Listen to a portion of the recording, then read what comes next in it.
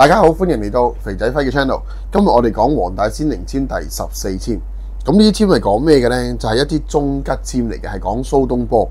蘇東坡醉酒啊。咁個籤文4句就係咁嘅：愛為休閒，多藥種竹，買春賞雨在茅屋。醉時臥倒杏花邊，怕聽鶯兒驚夢熟。咁蘇東坡係咩人嚟嘅呢？蘇東坡就係唐宋八大名家啊嘛，即係詩詞歌賦好叻嘅。咁呢個一定知啦。咁但係對於肥仔輝嚟講，就即係最記得就係咩啊？就係東坡肉好好食咯，同埋去旅行嘅時候見過，冇記錯，惠州巽寮灣原來都係蘇東坡提嘅。咁點解佢會走到嚟巽寮咁遠呢？即係我哋廣東嘅地方呢？個原因呢，就係蘇東坡係才高八斗嘅，21歲啊，佢已經係高中進士，然之後升至翰林院院士定什麼大官咁嘅狀態。咁但係呢，佢就同當時有王安石呢，即係我哋知道王安石變法呢，佢哋好 friend 嘅喎，好朋友嘅。但係問題政見不合，咁當時王安石變法就掌權啊，所以就貶咗佢落嚟。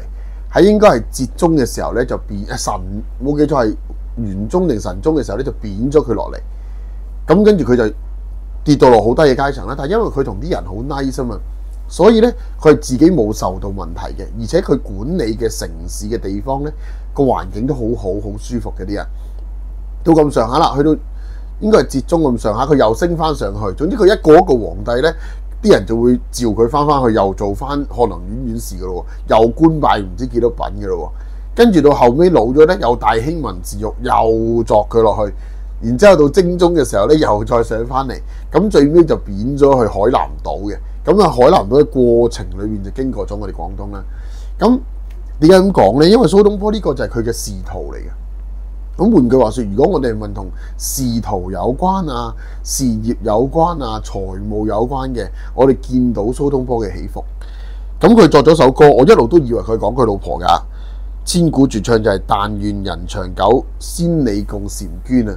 咁我一路聽冇記錯係王菲嘅歌嘅時候，聽到呢句説話，諗住梗係拍拖㗎啦，兩公婆啦。原來佢係寫俾佢細佬嘅，即係我又要重新考慮我啲文學修養究竟有幾低。咁跟住呢，反而佢最愛佢老婆就寫咗咩呢？佢老婆唔喺度嘅時候，佢就寫10年生死兩茫茫，不思量，自難忘。千里連孤墳，無處話凄涼。即係話佢同佢老婆，就算佢老婆過咗身之後呢，佢都係好掛住佢老婆，係一個好好嘅老公啦、情侶啦咁嘅狀態。咁呢啲籤講咩啊？換句話說，大家喺呢啲籤求得嘅時候，唔好咁執着啦。